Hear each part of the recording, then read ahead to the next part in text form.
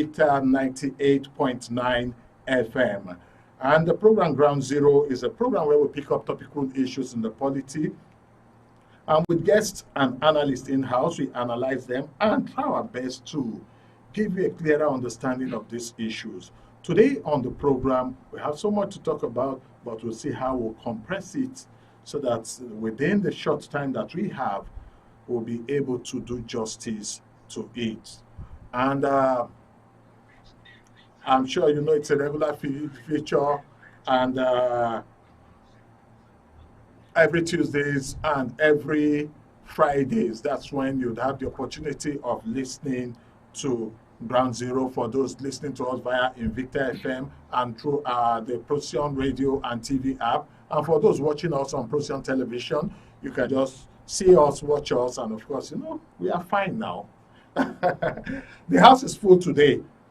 And on the program today, the first snippet we'll be looking at is Tinubu's appointment.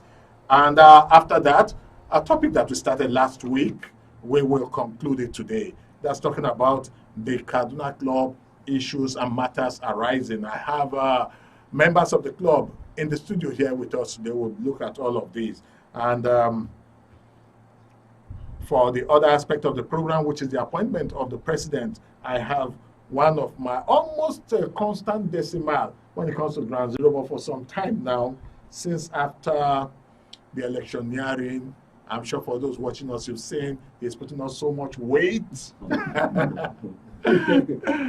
Samuel Johanna, he's a political analyst, a politician, one gentleman that will tell you the way it is. Samuel Johanna, you are welcome to Ground Zero. Good evening, yes, and thank you for this opportunity.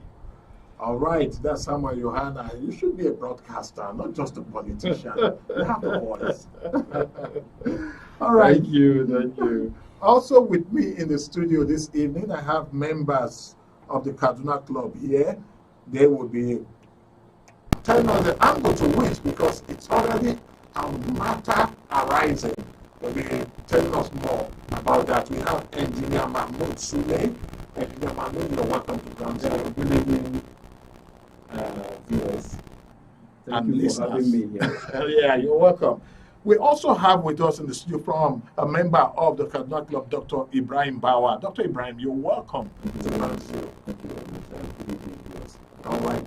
Thank you. Actually, they did not pick your voice because from my tracker here, your voice was quite low.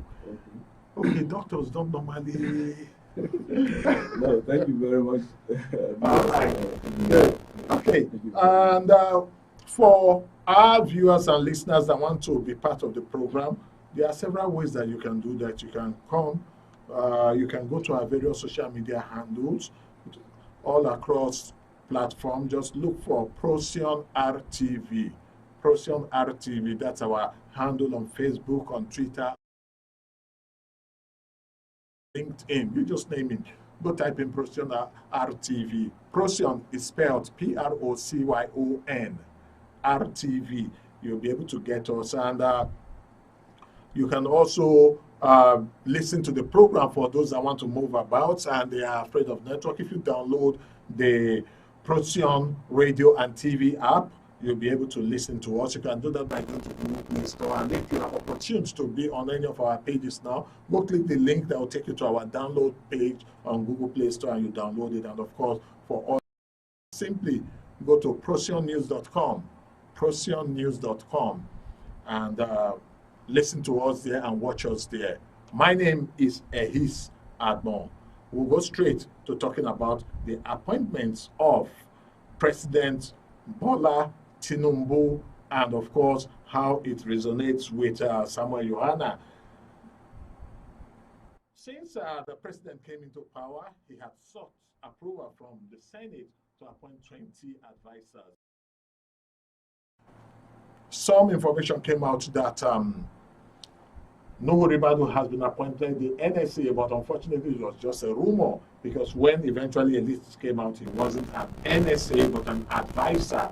While some would say that Tinubu took the advice of people, believing that, in security they have hierarchy. The military believes that the police is a lower security arm, So a retired police, did he get to AIG or he stopped at commission? AIG. No, he retired as TIG. no, AIG. AIG. So our military top guns may not want to listen or take advice from a retired police AIG. Our generals who may not want to. That was a popular rumor that was in town. But well, that was just what it is.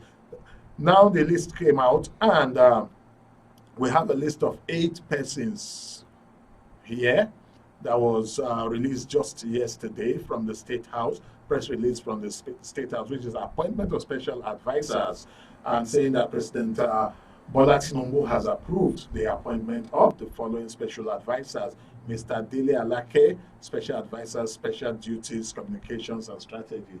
I want us to treat one after the other. Dele Alake, what's your take on Dele Alake? Very good appointment. He's been around, and he's seasoned journalist. They worked together when Bola Tinubu was the government of Lagos State way back. You see, the way I know the president, he doesn't forget his people. Okay. After 20, 30 years, he carried them along. And he's somebody that wants absolute loyalty. All right. That's 100%. The second one here, Mr. Yao, there is also special advisor, political and intergovernmental affairs.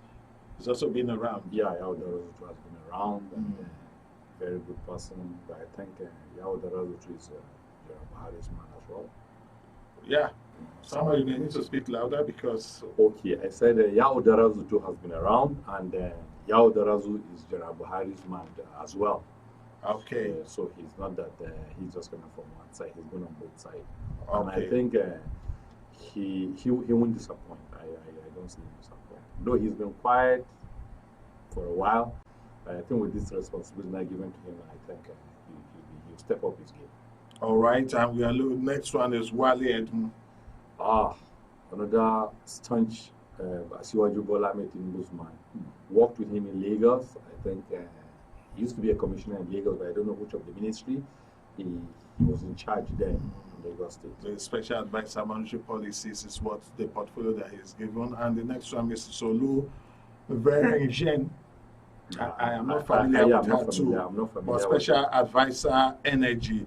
And we have Zacchaeus Adedeji, special advisor revenue. We have Nuhu Ribadu, special advisor security.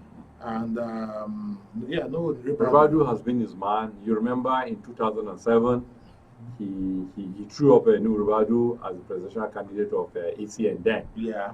Where he actually supported him very well, but we all knew what happened during that contest, where late Shehu Musa Yar'Adua, Umaru Musa Yar'Adua emerged as the president at that time. So like I said, Tinubu is somebody that wants absolute loyalty, and if you check his appointments, it's falling in place, just like the way he wants it. Okay, and the next one we have here is John Ugochukwu Uwajumogu. Yeah, that name is familiar. Special advisor, industry, trade, and investment. The name is familiar, but I can't really run a background check on them. Then we have Salma Ibrahim Anas. Not familiar with and them. Abiodun Oladunjoye, Director Information State House. Well, one thing here is that there seemed to be national spread, because the fears and concerns of most people was that maybe in his appointment there may not be national spread. Well, of course, if I were in anybody's shoes, it's those that are close to me, those that I've worked with, those that I know, that I would definitely appoint. Now, the fact that within 2 weeks of being sworn in, he's already appointing advisors and all of that, what does that speak? That's Taylor from day one. He's hitting the ground running. Okay. Because he knows there's no time. He said it during the inauguration speech that work starts now. There's no time to spend extra. Yeah. Nigerians are expecting a lot from us. Yeah.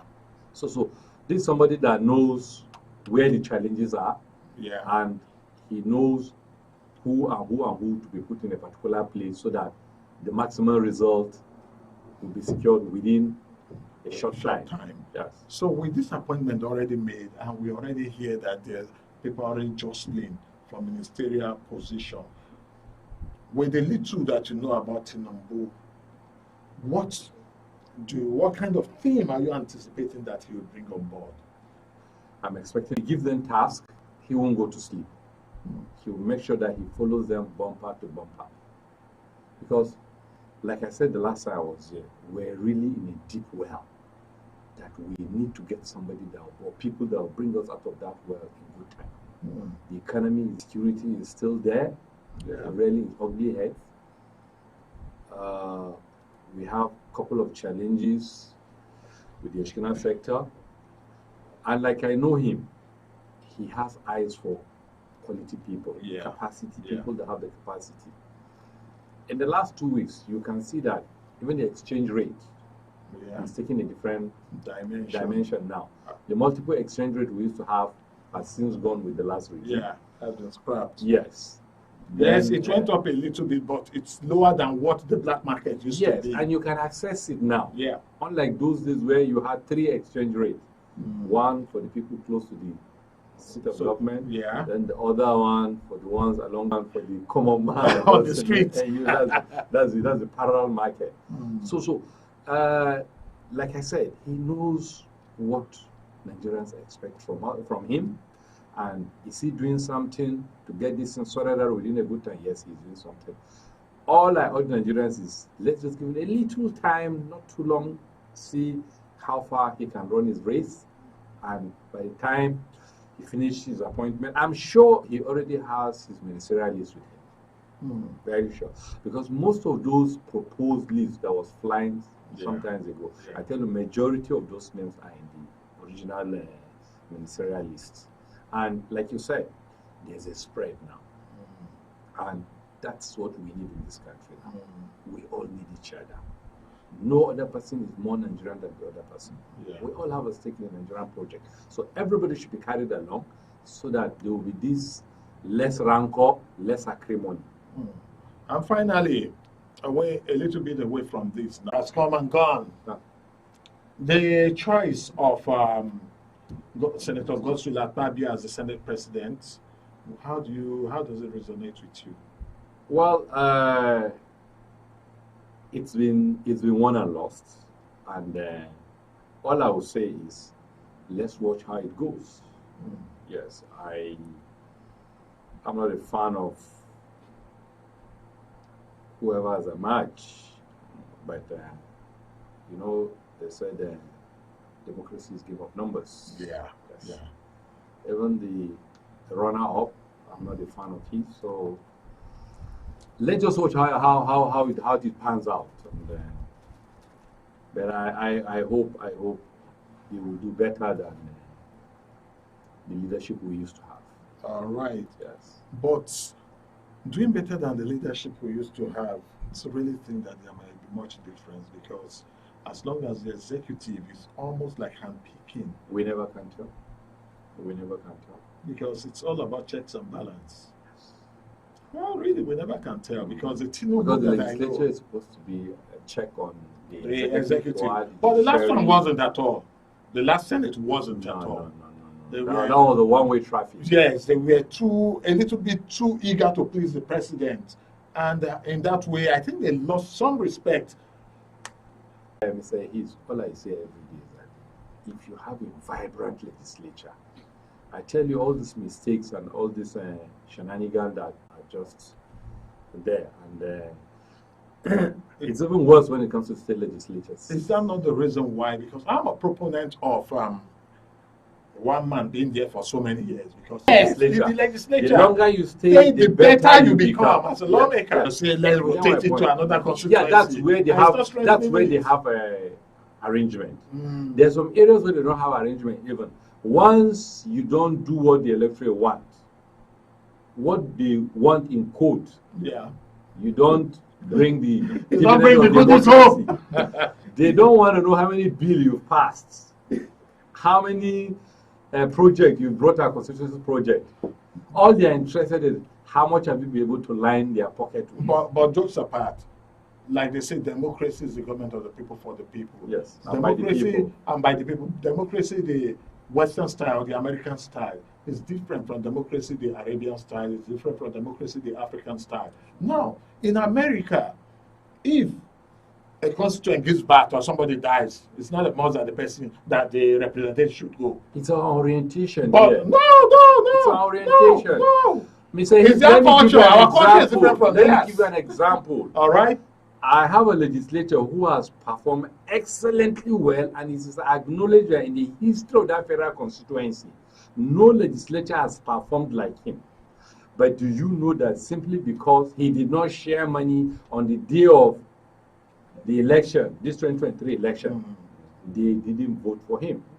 They went and voted for somebody that was giving them peanuts. That wasn't the angle I'm coming to. The Okay, angle where let I'm me hear coming you. to is the fact that if a constituent gives birth, in our culture, it is right and proper for you to go visit, pay.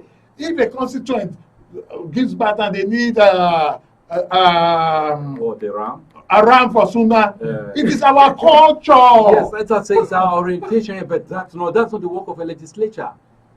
But you are their representative, and as far as we are concerned, you are a big man in the community. Yeah, but does that stop you when the sunnah or when somebody passes on, you come for the funeral and you appear there? Is that not enough? You should representation? appear there too. What I'm saying, in No, no, essence, but is this- that, this- like for what the I'm talking Americans, about they don't appears. have our culture. Their democracy is different from ours. So we should have our own grown democracy with its unique peculiarities.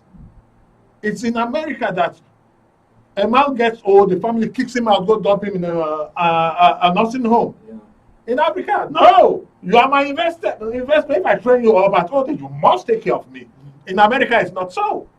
So let's see how we'll bridge all of this. Well, that's just on the side. Let's now look at the other aspect of the program. Of course, you'll be making some contribution if there's a need for you to make some contribution. Yeah.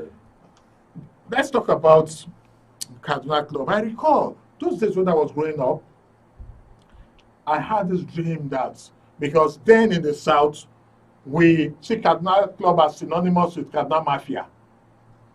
We see it as synonymous. So, as a child, when I was growing up in the South, because I always knew, right from when I was small, I always knew that I was coming to the North to settle down either Kano or Kaduna. I always knew that. Wow. So eventually, when I was growing up, one day, I'll make so much money, I'll be a member of that Kaduna Club and be one of the Kaduna Mafias. I had that as a childhood fantasy. And eventually, when I was growing up and all of that, and I discovered that Kaduna Club is different from Kaduna Mafia. And actually, there was really no Kaduna Mafia. It was just an imaginary mafia that people was thinking about. Now, some years back, I muted the idea of being a member of the Kaduna Club because I know it's a very, very reputable club, a place where we